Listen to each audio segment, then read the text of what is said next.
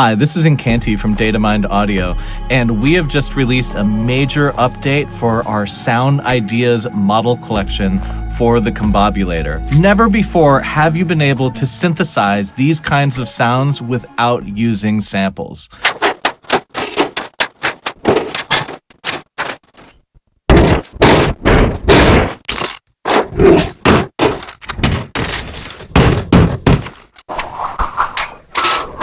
I am constantly impressed by the sheer scope and the variations of different timbres and complex textures that you can summon from these neural networks.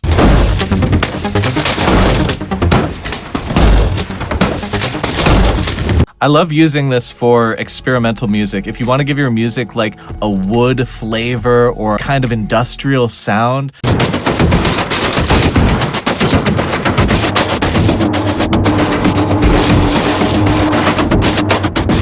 by the way, DataMind Audio just got a shout out in Mix Mag. Our friend Portrait XO cited DataMind as being one of the companies that is doing AI right. So if you want to get in on neural audio synthesis on the ground floor, head on over to datamindaudio.ai and start playing around with neural networks.